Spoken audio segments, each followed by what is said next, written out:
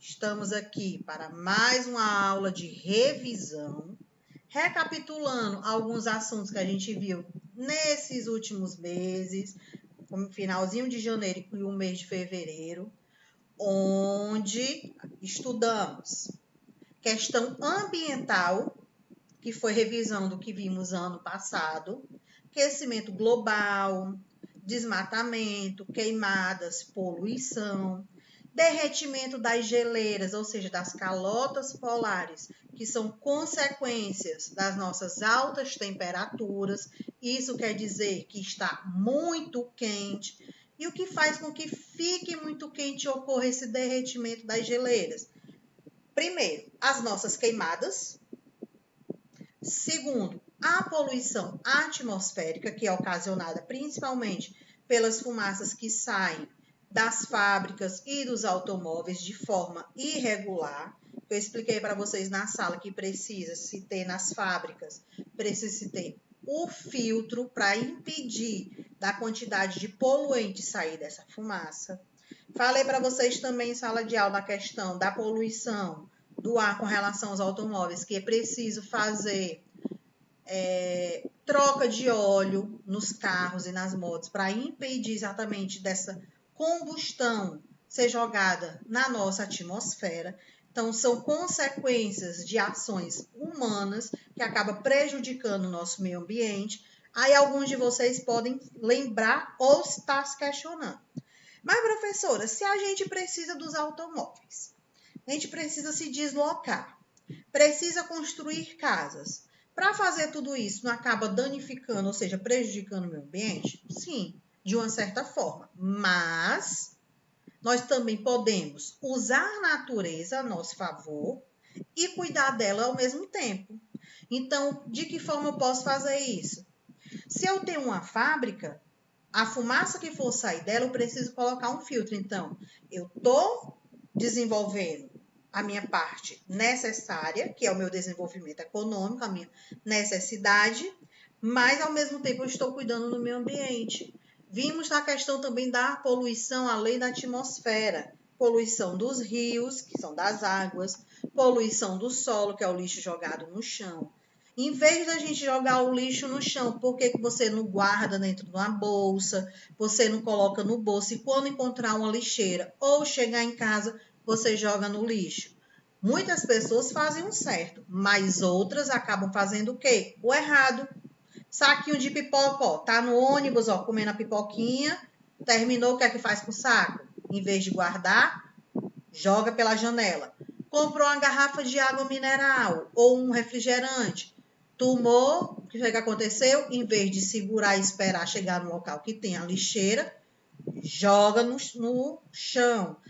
Quando começa a chover, o que é que vai acontecer com aquele lixo? Além do processo de degradação que demora, ou seja, ele se decompor, além disso, quando chove, o lixo ele é levado para os bueiros e o que vai acontecer? Vai entupir. E aí vai fazer com que aquele lixo fique boiando nas ruas, vai atrair animais que geram doenças, que podem ocasionar até mortes, que é a questão da leptospirose do xixi do rato, as baratas, os escorpiões, tudo isso por conta do lixo que pode ter ao nosso redor. Então, na questão de problemas ambientais, fazendo a revisão do que a gente estudou, foi isso. Agora, a gente vai para a regionalização. E aí, preciso que vocês tenham bastante atenção. Vamos lá analisar o mapa. Nós temos a regionalização do mundo, não é do Brasil. Do Brasil a gente já viu ano passado, agora a gente vai observar o mundo. Então, olhando para o mapa, nós temos quantos continentes no total? E aí? E aí, meu povo? Bora falando, participando? 6. Nós temos quantos continentes? 7, eu acho. 6. 6, meu povo. Preste atenção. América, Europa, África, Ásia, Oceania e lá embaixo um branquinho, ó, a Antártica. Então, na parte verde claro, nós temos o continente americano. E esse continente ele é dividido em 3 partes: América do Norte, América Central e América do Sul. Sabemos que o Brasil está localizado dentro desse continente, ou seja, ele está no continente americano. Mas nessa divisão, e aí, Santiago, me diz em qual dessas divisões o Brasil está localizado? Na América do Norte, na América Central ou na América do Sul? América do Sul. América do Sul. O Brasil ele está localizado na América do Sul. Então, o Brasil está localizado no continente americano e na divisão da América, especificamente na parte sul. Eu vou pedir para vocês olharem para o mapa e identificar a linha do Equador, que é a linha que divide o planeta Terra em 2 hemisférios, o hemisfério norte e o hemisfério sul. Observando a imagem, quais são os 3 continentes que são cortados pela linha do Equador?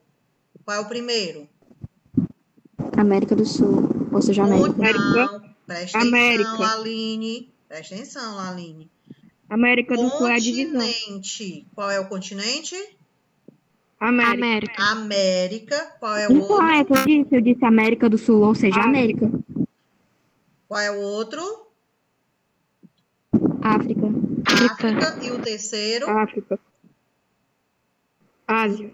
Ásia. Então, os 3 continentes que são cortados pela linha do Equador é América, África e Ásia. Eu não posso falar que a América do Sul é cortada pela linha do Equador, porque a América do Sul não é continente. A América do Sul é uma divisão da América. A América é o continente todo, cuidado. Então, os 3 continentes que são cortados pela linha do Equador, mais uma vez, América, África e Ásia. Vimos no decorrer da nossa aula que, com base na linha do Equador, os continentes que estão acima dele é no hemisfério norte e o que estão abaixo dele é no hemisfério sul. Olhando ainda para o mapa, me digam quais os 2 continentes, que estão totalmente localizados abaixo da linha do Equador.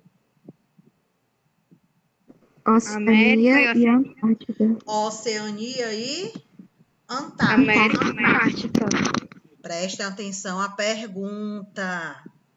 Quais os 2 continentes que estão localizados totalmente abaixo da linha do Equador? Oceania e Antártica. Quando eu digo totalmente, significa que ele não tem nenhuma parte em cima e nenhuma parte embaixo, ou seja, ele está totalmente em um lado. Agora, olhando de novo para o mapa, qual os 2 continentes que estão abaixo da linha do Equador? Quais são os 2? Oceania e Antártica. Oceania e Antártica. Agora, qual o único continente que está acima da linha do Equador totalmente? Europa. Então, Europa, todo o seu território está acima da linha do Equador. Oceania e Antártica, todo o seu continente está abaixo da linha do Equador. Os outros 3 continentes, América, África e Ásia, eles são cortados pela linha do Equador. O que isso significa? Que a gente encontra terras tanto no hemisfério norte como no hemisfério sul. Dúvidas? Não. Não? Pois vamos lá. Ainda olhando para o mapa, sempre tendo o mapa como uma referência. O nosso continente americano, o verde claro, ele é banhado por 2 oceanos. Quais são esses 2? Pode repetir a Pacífico e pergunta? Atlântico. Oceano Pacífico e Oceano Atlântico. A ordem vai interferir? Não. Se você falou Não. Atlântico primeiro e depois Pacífico, não tem problema. Cuidado. Eu perguntei quais os 2 oceanos que banham o continente americano. Agora, essa Nath, é que eu pergunta... tava escrevendo o que a senhora acabou de falar, entendeu? Pra, né, passar pra poder achar algumas coisas aqui. Algumas questões tem isso, né? Certo. Agora, a próxima pergunta, ó. Ruth, é tu que vai me responder, viu? Qual o oceano que banha apenas o Brasil?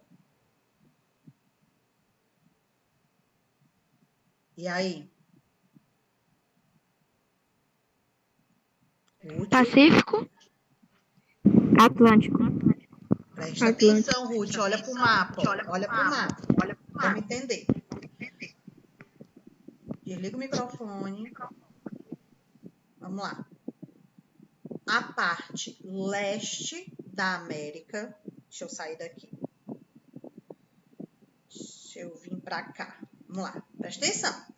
A parte leste do continente americano, que é o lado direito, ele é banhado pelo Oceano Atlântico. A parte oeste do continente americano, ele é banhado pelo Oceano Pacífico. O Brasil, dentro do continente americano, ele está localizado na América do Sul e na parte leste, do lado direito. Se ele está do lado direito, ele é banhado por qual oceano? E aí? Atlântico. Oceano Atlântico. Vou voltar para o mapa.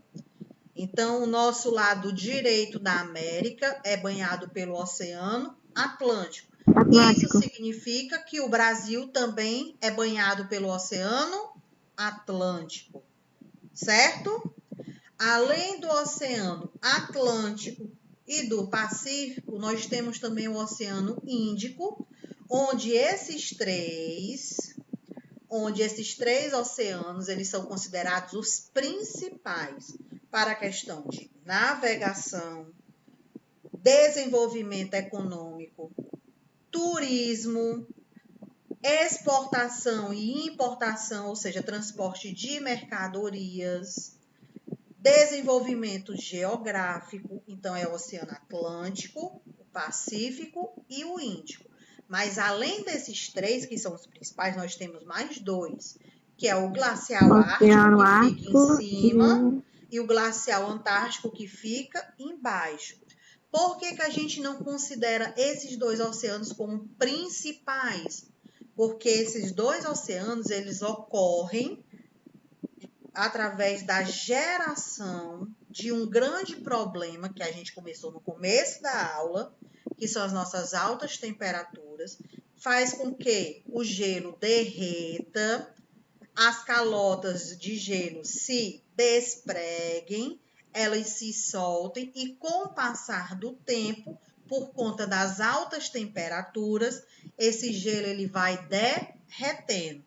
E quando ele começa a derreter, a água que faz parte, aí deixa eu botar aqui para vocês verem, a água que faz parte do Oceano Antártico, aqui embaixo, vai começar a subir em direção ao Oceano Pacífico, ao Oceano Atlântico e ao Oceano Índico, fazendo com que essa água chegue às terras mais próximas, ou seja, à parte litorânea dos continentes, e comece a ocorrer as inundações, certo?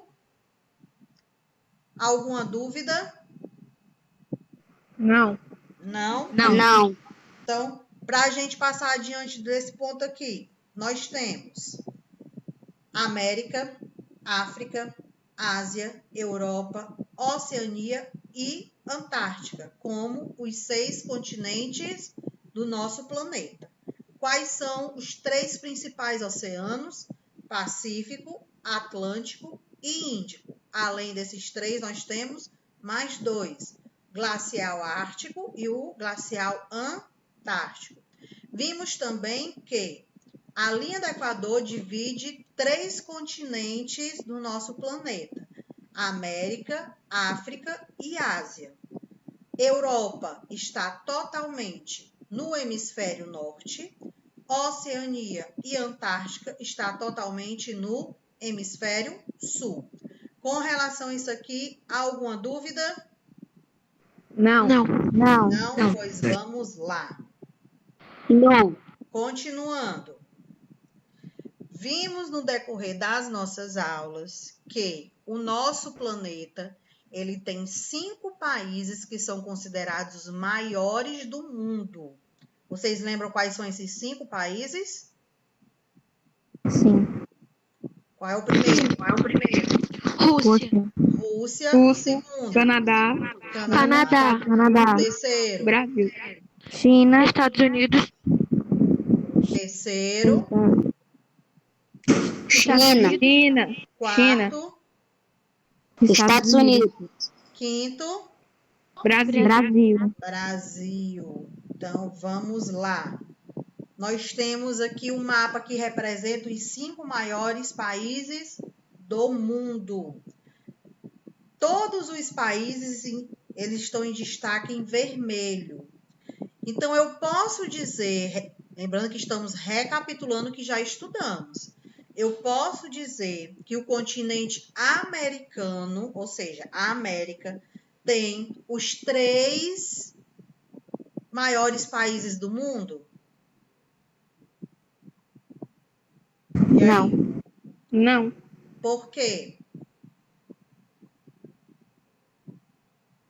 Por quê?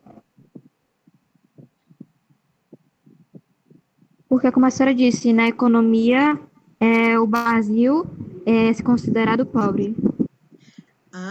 Presta atenção. Eu estou perguntando de extensão territorial, quantidade de Tá. terras. Continente americano, ele tem o Canadá, os Estados Unidos e o Brasil. Esses 3 países, eles são considerados os maiores países do continente americano. E eles estão entre os 5 maiores do mundo. Mais uma vez, quando a gente fala de terras, extensão territorial, não tem nada a ver com economia. Economia é uma outra coisa, tá bom? Estamos falando de tamanhos de terra. Então, o país que é considerado o maior do mundo em quantidade de terras, Rússia, localizado no continente asiático. Segundo lugar, Canadá, localizado na América. Terceiro lugar, nós temos China, que está localizada onde? Na Ásia. Quarto lugar, Estados Unidos, que está localizado na América. E quinto lugar, nós temos o Brasil, que também está localizado na América.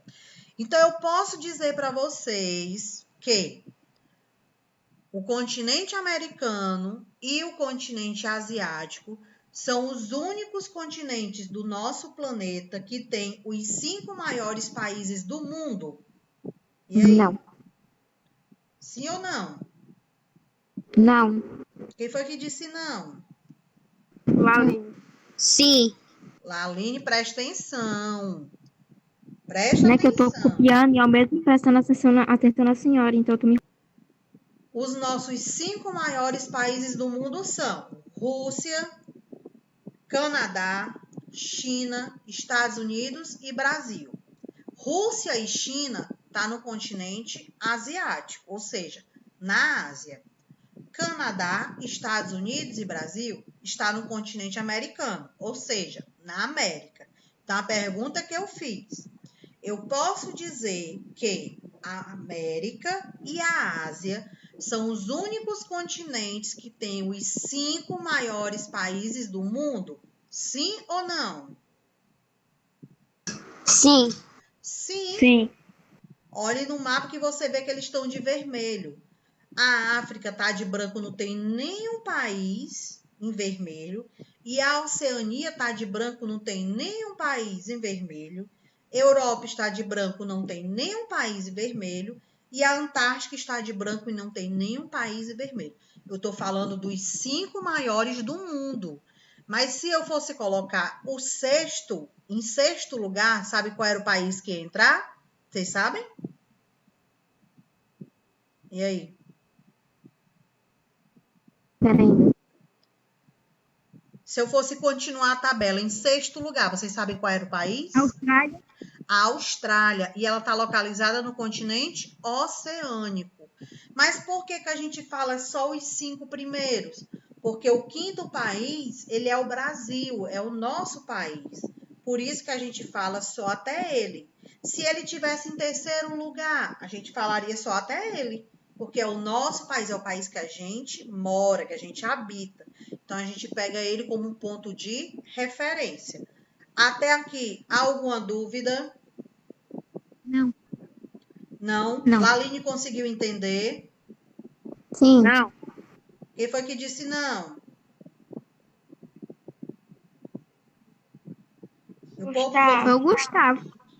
tá com dúvida, Não, tia, Gustavo? desculpa, eu confundi. Eu Então, me vamos confundi. lá. Vamos ver se vocês entenderam o que eu falei sobre a regionalização do mundo. Nós temos aqui 5 perguntas e eu vou escolher algumas pessoas para responder. Então, vamos lá. Primeira questão. Amanda, me diga em qual continente o Brasil está localizado?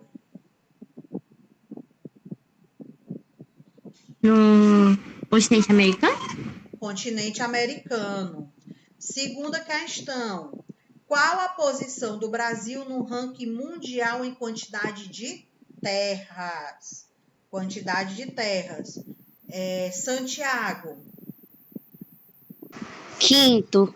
quinto. Terceira questão. Richardson Rabelo. Qual a posição do Brasil no ranking mundial em relação ao número de habitantes? E aí? Vem? E aí? A tia falou sobre isso? Pronto! Quem foi que perguntou? Foi o Gustavo, não foi? Foi. Pronto. Eu adoro a gente assim, ó, que eu boto a pegadinha, a casca de banana e não fica tentando descobrir a resposta. Pergunta se a professora falou. Gostei, viu, Gustavo?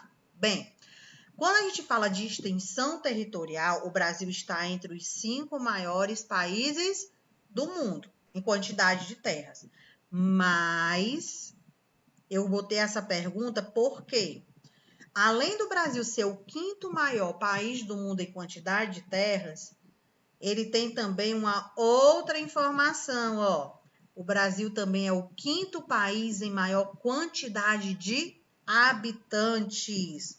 Ele perde para quem, ó? Perde para China, Índia, Rússia, Estados Unidos e quinto lugar nós temos quem? O Brasil. Então, vou voltar lá para a questão. Richardson, você.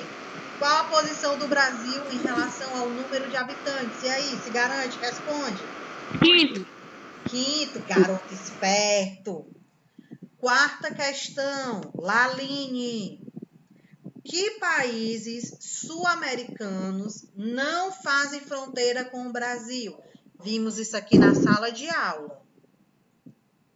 Quais são os dois países da América do Sul que não faz fronteira com o Brasil? Chile e Equador. Chile e Equador, exatamente. Quinta questão, Ruth. Qual o oceano que banha o Brasil? Atlântico. Atlântico. Aí vou voltar para cá.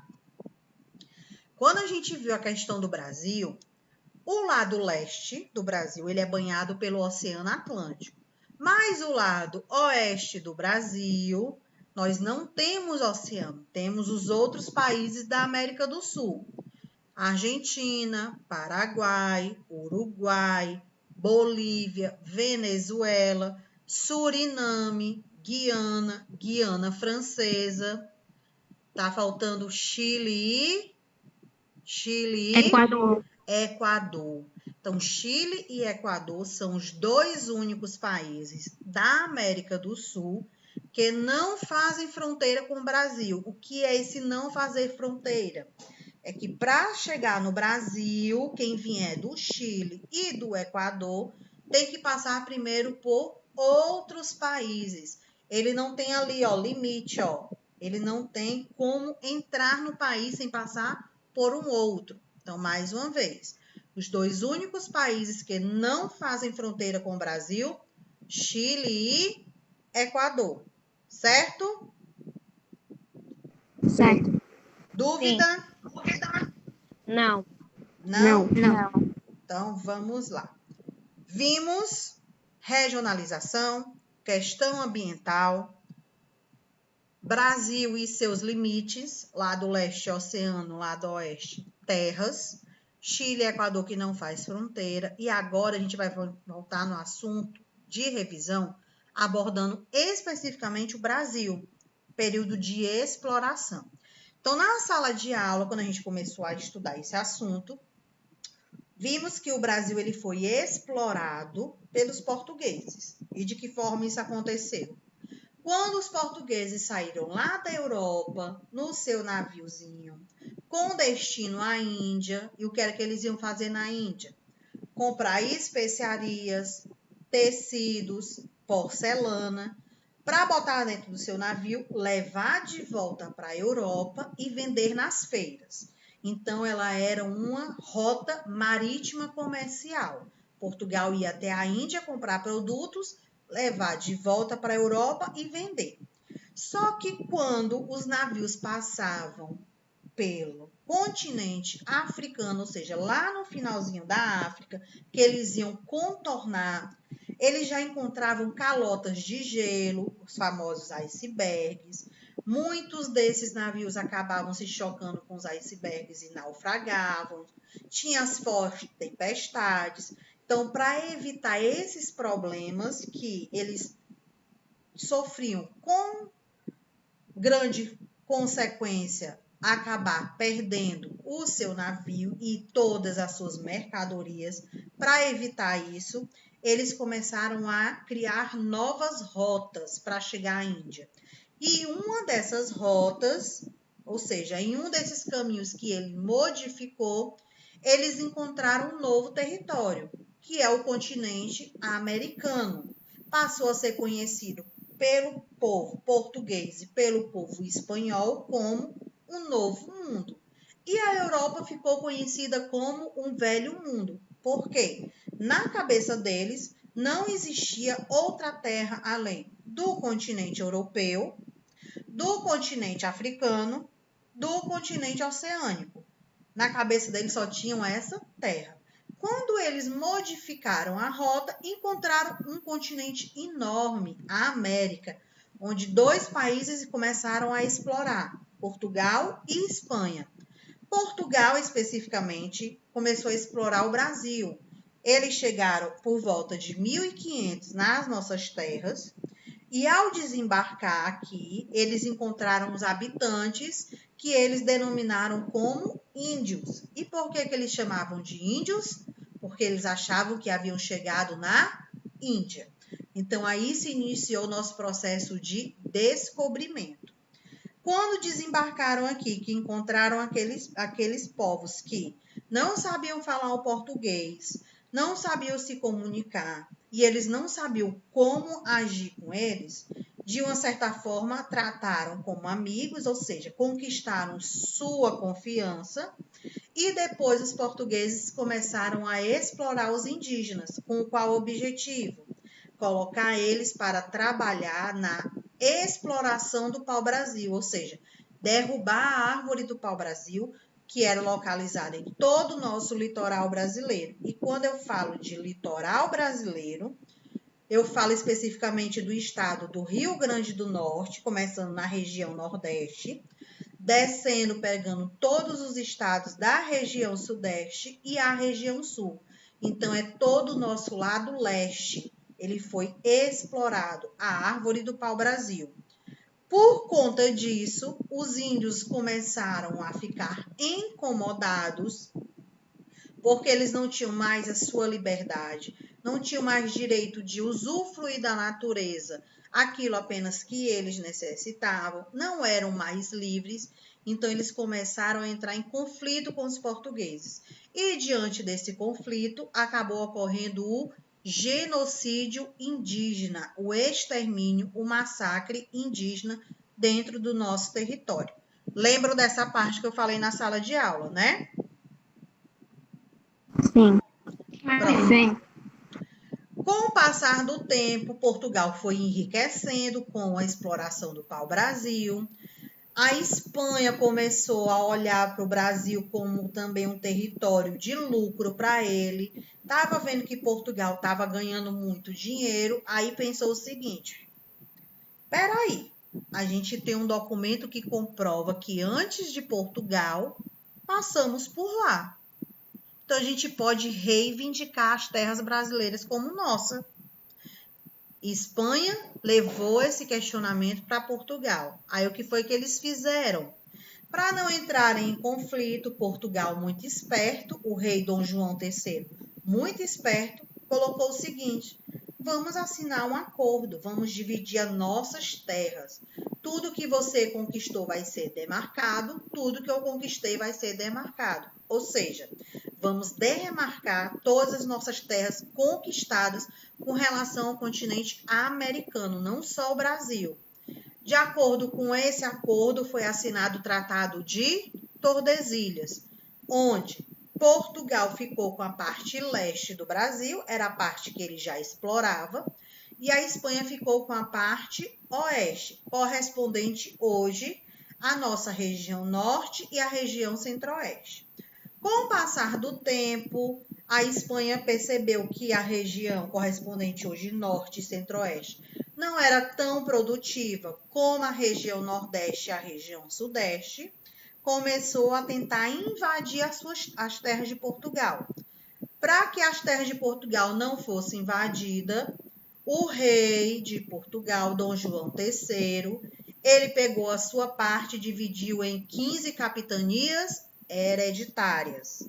Essas 15 capitanias foram dadas a famílias portuguesas, onde eles foram chamados de donatários, porque eles se tornaram donos da terra, mas eles não podiam vender. Era uma terra o quê?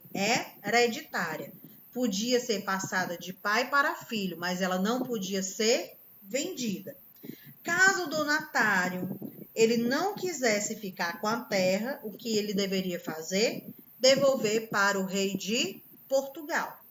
E aí a gente vai analisar o mapa com base nisso que eu falei. Dúvidas até aqui? Não. Não? Então vamos lá. Nós temos aqui o mapa de divisão das capitanias hereditárias.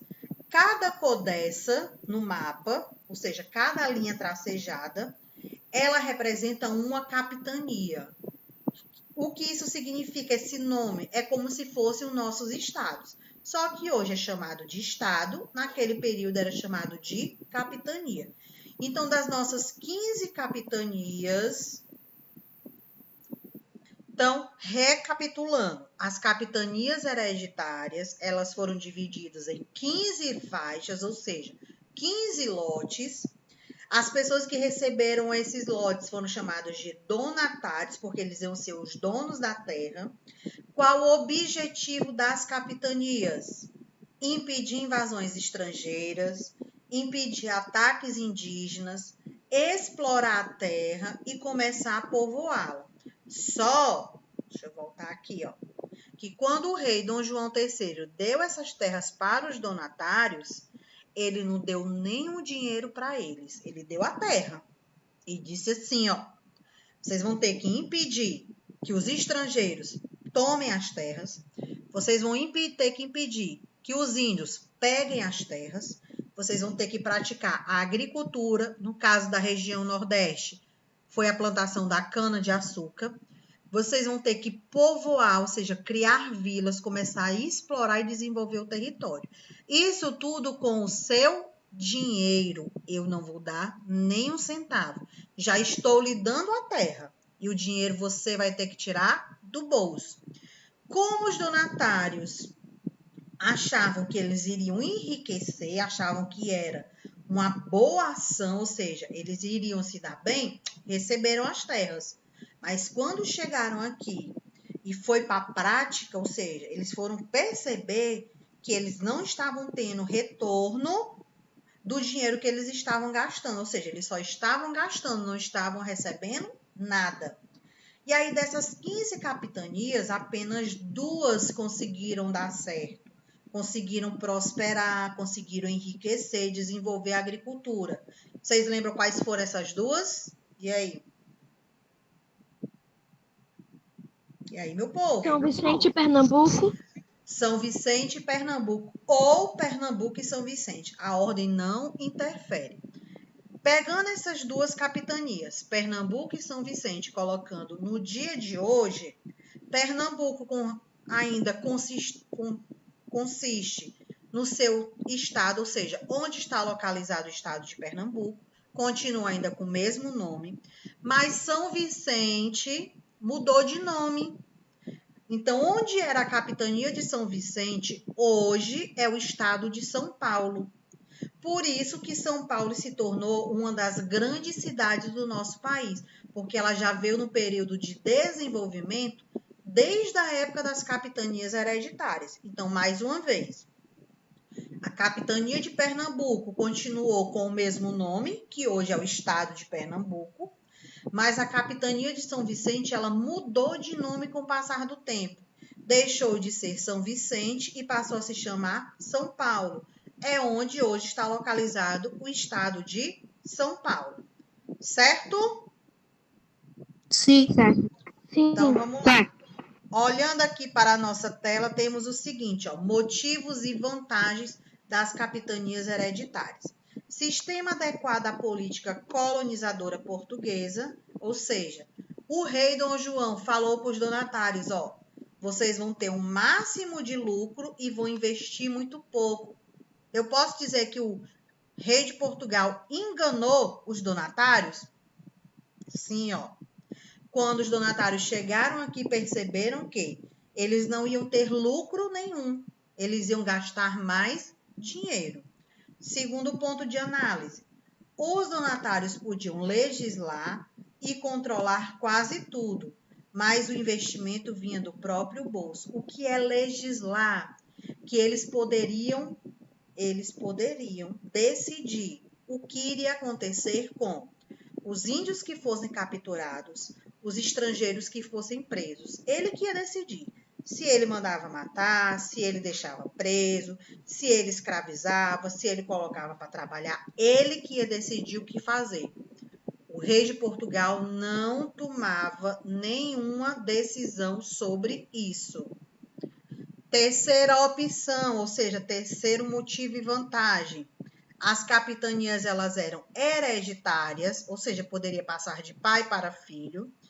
O capitão donatário, ele podia passar a posse de suas terras para os seus herdeiros.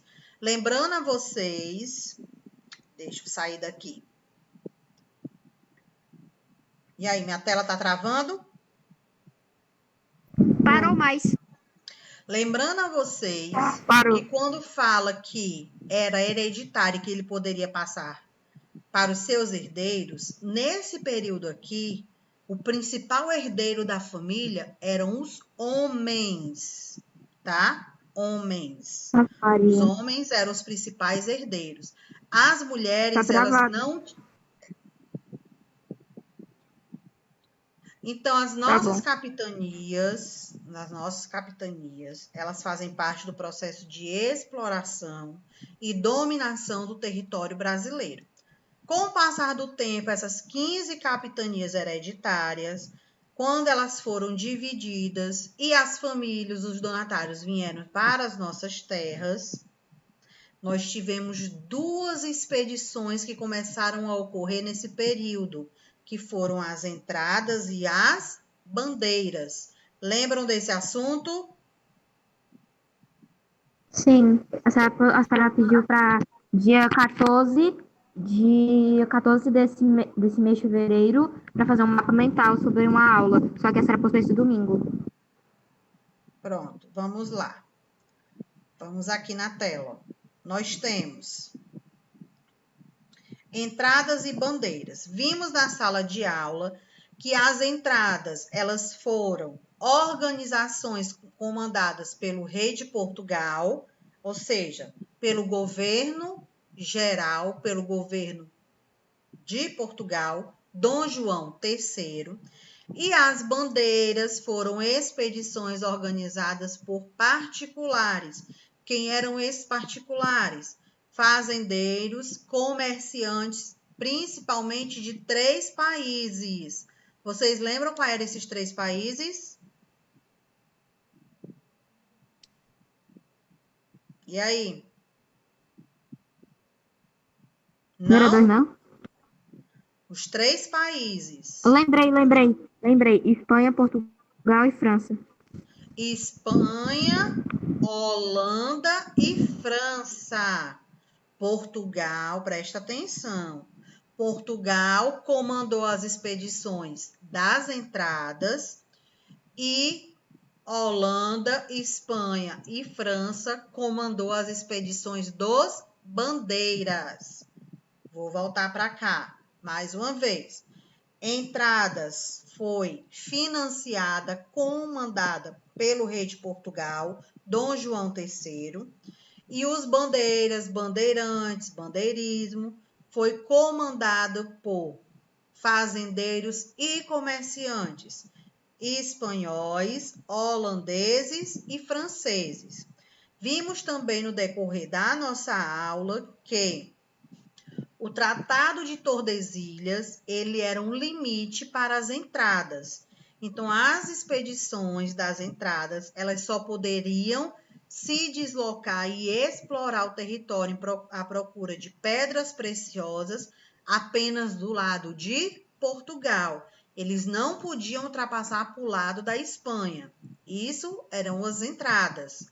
Já os bandeirantes, eles não tinham essa preocupação, então eles exploraram tanto o lado de Portugal como o lado da Espanha. E por que eles não tinham essa preocupação? Porque eles não tinham nenhum acordo com o rei de Portugal. Então, mais uma vez, as entradas só podia explorar o lado de Portugal e as bandeiras exploravam tanto o lado de Portugal como o lado da Espanha. Qual o objetivo das expedições, das entradas e bandeiras? Encontrar pedras preciosas, capturar índios, explorar o território e desenvolver cidades e capturar os escravos que já existiam no nosso território, aqueles que haviam fugido das fazendas e iriam se esconder nos quilombos. O que eram os quilombos? Eram fazendas escondidas dentro das matas, onde os escravos se refugiavam e um ajudava ao outro. Então, eles tinham esse objetivo. Os nossos bandeirantes, ou bandeirismo, como a gente costuma dizer, eles tiveram essa denominação porque os grupos que foram formados para as expedições, eles carregavam à frente das expedições, à frente dos grupos, eles carregavam uma bandeira. E nessa bandeira tinha a imagem de santos, porque na visão deles, o santo ia ser o protetor da expedição para que nada viesse lhe acontecer. E por que os santos era a representação?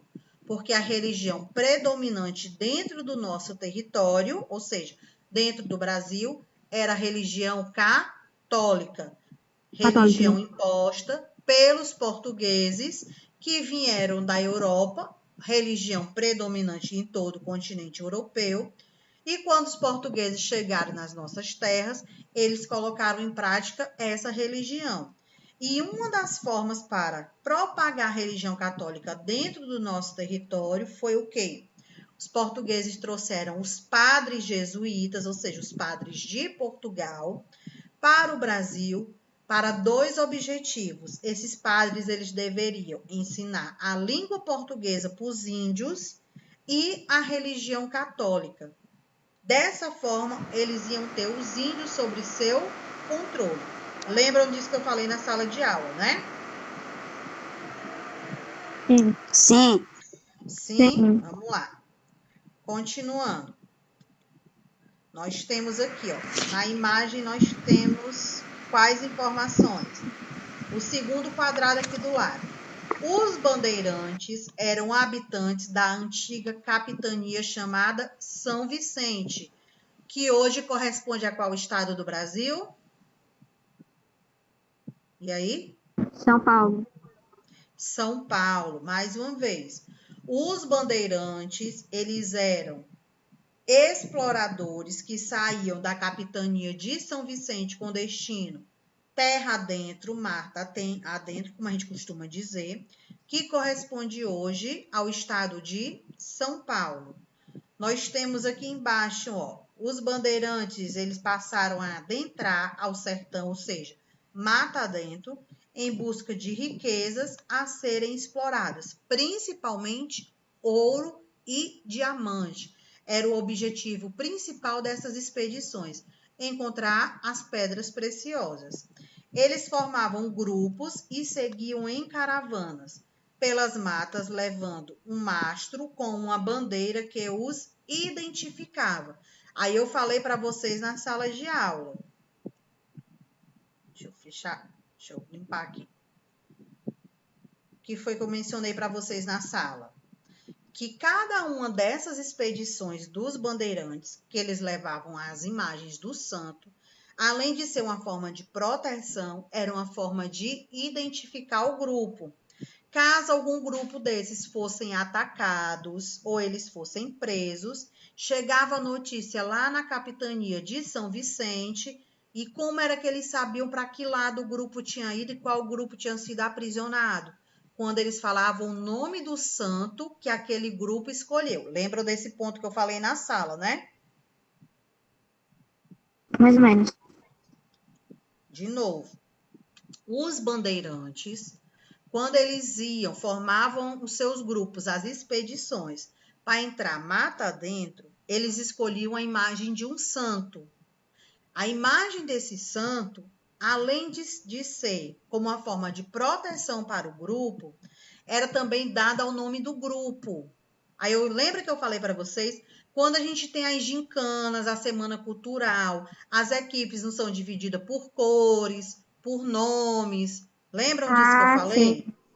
Pronto. Sim, Os tia. bandeirantes, eles eram identificados exatamente dessa forma. Então, cada grupo, eles eram identificados pelo nome do santo que eles escolhiam para ser o seu protetor. Caso eles fossem presos, eles sofressem algum acidente, acontecesse alguma coisa com eles, a notícia que iria chegar na capitania de São Vicente era, por exemplo, o grupo São José foi atacado pelos índios. O grupo São Francisco de Assis foi capturado pelos estrangeiros, ou seja, por outros grupos. Então, eles iam saber para que lado o grupo foi e de que forma eles poderiam resgatar ou ajudar esse grupo, tá bom?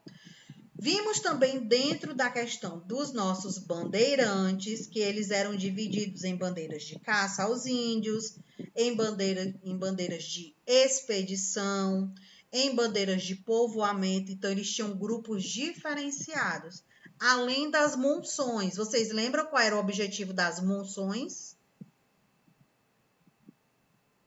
E aí? E aí, Gustavo, Richardson? Eram expressões que seguiam pelos rios, responsáveis pela interiorização. Eram as expedições dos bandeiras que seguiam pelo caminho do rio, ou seja, o percurso do rio. Aí na tela nós temos os 4 tipos de bandeiras. Bandeiras de apressamento, o que significa? Era aquele grupo de bandeirantes responsável por capturar os índios. Eles tinham que caçar os índios na mata. Segundo grupo dos bandeiras, de prospecção. Eles tinham o objetivo de encontrar as pedras preciosas. Terceiro grupo dos bandeiras, sertanismo de contrato. Eles tinham que combater os quilombolas e os índios rebelados, ou seja, eles tinham que encontrar os escravos que haviam fugido, os índios que estavam apoiando esses escravos e tentar recuperar e levar de volta para os seus donos. E o quarto tipo de bandeira são as nossas monções. embarcações. Eles seguiam o caminho do rio, ou seja, o percurso do rio. Eles costumavam sair de São Paulo, navegavam pelo rio Tietê. Então, eles iam pelas margens do rio Tietê, com destino a quê? A região central do Brasil. Isso sempre em busca de pedras preciosas. Alguma dúvida? Gustavo, nessa época o rio Tietê ele era totalmente limpo, ele não era poluído, tá? Ele se tornou poluído exatamente com o passar do tempo. Alguma dúvida? Nenhuma. Nenhuma. Então vamos para o TD. Não. Bora lá. Deixa eu fechar aqui.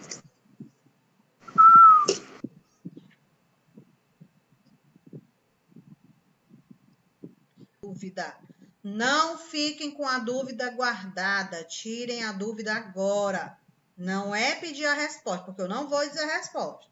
Mas a gente vai ter atenção. Vamos lá para a primeira questão. Confirmadas as tendências que apontam para o aquecimento global, eu quero na primeira questão 2 consequências do aquecimento global. Então, vocês vão observar o item e vão me marcar que está relacionado com essas consequências. Deixa eu só dizer uma coisinha para vocês. Quando a gente fala de águas oceânicas, estamos se referindo às águas dos nossos oceanos, todos eles, mas principalmente o Oceano Ártico e o Oceano Antártico, que é aquele que sofre com o derretimento das geleiras, com o derretimento da calota de gelo, das camadas de gelo, por conta das altas temperaturas, por conta do nosso efeito estufa. Com essa dica já dá para responder a primeira, é só prestar atenção no que eu falei. A nossa segunda questão, ela fala sobre os problemas no desenvolvimento da população com relação ao meio ambiente. Então, quando a gente faz alguma ação no meio ambiente, será que a gente faz errado? Será que a gente faz certo? Quais são essas consequências que ocorrem no nosso habitat? E aí, o item A fala o seguinte: falta de infraestrutura, saneamento básico, asfalto, calçamento, as ruas cheias de buraco, aumento do número de favelas. Muitas famílias saem do interior e vêm para a cidade, aí tem o êxodo rural. Chega na cidade, elas não têm onde morar, então vão construir suas casas de papelão em cima do morro. Oi? É para responder? Para mim não, é para ficar, ó, boca fechada. Não pode dar resposta para ninguém. Só explicando. Item C. Doido para responder, né? Item C. Conflitos de violência urbana, que é a nossa violência nas grandes cidades. E o item D. Acentuado êxodo rural, mudanças no nosso clima, aumento do número de favelas. Então, será que tudo isso é consequência da ação do homem na natureza, que faz com que ocorra esse processo? Vocês vão marcar o que achar correto. Terceira questão é a questão que muita gente... Oi? É só uma alternativa? É só uma, tá bom? A terceira questão, essa questão muita gente ficou em dúvida. Por quê? Não prestou atenção quando eu expliquei. Então, vamos lá. Nós temos o desenho do lado, onde de vermelho é o continente americano, roxo, África, azul, Europa, amarelo, Ásia e verde, Oceania. São os nossos continentes, certo? Ah, professora, mas a Antártica não está aqui. Tudo bem, não tem problema. A terceira questão que é o seguinte, ó, o Brasil apresenta uma extensa área no seu território, tanto do lado leste como do lado oeste, quanto no norte como no sul. Analisando o mapa, descreva a localização do território brasileiro. Então, vocês vão me dizer em qual continente o Brasil está localizado. Vocês vão escrever aí. E dentro desse continente, nós temos a divisão em 3 partes, ou seja, esse continente ele é dividido em 3 partes. Dessas 3 partes, o Brasil está localizado em qual parte? Entenderam a terceira? Sim. Sim? Mais uma vez. Em qual continente ele está localizado e em qual porção desse continente, ou seja, em qual divisão. Quarta questão. Lembra do mapa que eu pedi para vocês marcarem as páginas do livro? Tem. Vocês vão pegar o mapa e vão responder a quarta questão com base no mapa. Vocês vão olhar bem direitinho tudo que tem lá no mapa. Tem falando da divisão do Brasil. Professora. Oi. Na segunda questão, eu marquei os 3 itens corretos. Tem algum problema? Na segunda, peraí. Tu marcou 3 itens corretos? Minha Cláudia está falhando. Foi, Santiago? Oi. Só pode sem ser querer. um. Só tem Tia, um. não é só um, não? É só um. Santiago só tem um item correto, viu? Meu Deus, a gente Presta falou isso no começo. atenção. Tá bom? Se você continuar com dúvida nessa questão, aí depois tu vai lá no Class, que eu explico para tu bem direitinho, tá? Para não dar dica aqui, ó, resposta para os sabidos. Tá bom? Nossa quarta questão. Com base no mapa do Brasil, vocês vão responder. Desliga o microfone, meu povo. Vocês vão responder apenas o item correto, ou seja, marcar apenas um item, tá bom? Quinta questão, verdadeiro ou falso, também. Lembrando que a quarta e a quinta questão eu expliquei no decorrer da aula, então dá para você responder numa boa. Só lembrar, ter atenção. Qualquer dúvida que tiver, ou vai lá no Class, ou então reassiste a aula, certo? Sexta questão, prestem atenção. Aqui na sexta questão é com base na divisão do Brasil, onde Portugal ficou com um lado e a Espanha ficou com o outro. Na sexta questão, vocês vão me dizer qual foi o nome do acordo assinado entre Portugal e Espanha. Vão escrever o nome do acordo. E o que foi que o rei de Portugal, Dom João III fez para impedir que as terras dele fossem invadidas? Ele fez o quê? Ele criou que sistema? Então, são 2 respostas na sexta. O nome do acordo que foi assinado entre Portugal e Espanha. E a segunda resposta é o nome do sistema que foi criado pelo rei de Portugal, Dom João III, para dividir as suas terras. Alguma dúvida? Fácil demais. Não. Fácil, né? Sétima. A sétima é muito parecida com a sexta, mas tem cuidado para não errar. Ela quer o seguinte, ó.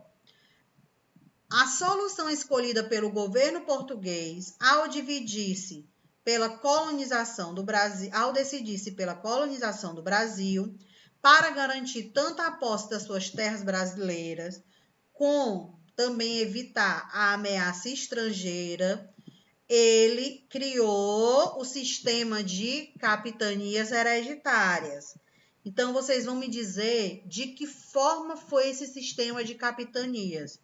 Qual foi o nome das pessoas que receberam? Não é o nome de cada um, não. É aquele nomezinho dado para todos. Qual foi o nome? Em quantas partes foram divididas? Quais as que deram certo? Quais foram as 2 que deram certo? Essas são as respostas da sétima. Tá fácil? E aí? Fácil. Oitava, sobre o problema do índio, ou seja, com relação ao índio dentro do nosso território. Quando a gente fala de colonização lusitana, estamos se referindo à colonização portuguesa, estamos se referindo a Portugal. Então, como foi como foi a ação entre o índio e Portugal. Lembrando que a oitava questão, ele quer o item incorreto, ele quer o item falso. Cuidado. Então, se é o falso, significa que tem 3 verdadeiros e vocês vão marcar apenas o item errado. Nona questão. Olha a pegadinha aí, ó. Cuidado. Atenção. Diz assim, ó. O movimento dos bandeiras pode ser considerado tipicamente paulista. O seu núcleo irradiador foi. O que é o núcleo irradiador? O nome, o primeiro nome que surgiu. Então, preste atenção à pegadinha, ó. Preste atenção. Os bandeirantes, preste atenção. Os bandeirantes, eles foram expedições que saíam de uma capitania. E essa capitania, no passado, tinha um nome. E hoje, ele corresponde a um outro estado. Lembra? Não é para falar, não. Lembra? Lembra, né? Sim. Mais uma vez. Sim. Os bandeirantes, eles saíam de uma capitania com destino à terra dentro, ou seja, a explorar as terras. Essa capitania, ela mudou de nome. Então, vocês vão marcar o nome antigo, não é o nome atual, é o antigo, tá bom? 10ª, verdadeiro ou falso sobre o nosso processo de ocupação do território brasileiro. Questão 11. Estamos terminando, meu povo. Questão 11. Vocês vão colocar a letra E para entradas e a letra M para monções. Só recapitulando. As entradas foram expedições financiadas pelo rei de Portugal, tinha como objetivo encontrar pedras preciosas, e as monções, elas fizeram parte das bandeiras, e ele tinha como objetivo encontrar pedras preciosas, capturar índios, capturar os negros, os quilombos, mas as monções elas iam pelo rio, ou seja, pelo percurso do rio, ou elas iam por terra dentro pelo sertão? Aqui pode responder para mim. Qual é das duas? Iam pelo percurso do rio. Questão 12. Como ficou conhecido o fato que ocorreu em 1534, onde o rei Dom João III dividiu as suas terras em 15 capitanias e entregou as entregou a pessoas que se habilitaram ao empreendedorismo, ou seja, qual o nome dado a esse sistema? Vocês vão me escrever. 13, vão marcar o item correto sobre as capitanias hereditárias. 14, vocês vão marcar o objetivo da criação das capitanias. Por que que o rei Dom João III criou as capitanias hereditárias? Alguma dúvida? Não. Não. Não? Não? Não. Não. Então, vamos lá rapidinho. Gustavo, Amanda, Santiago, Laline, Ruth e Richardson. Não é isso? Sim. Sim. Pronto. Qualquer dúvida que tiverem, podem tirar lá no Class, tá bom? Espero que tenham compreendido a nossa aula de revisão, tenham tirado as dúvidas aqui. Mas se ainda surgir alguma, podem ir lá. Vamos ficando por aqui, meu povo. Tchau. Tchau, tia. Se Tchau.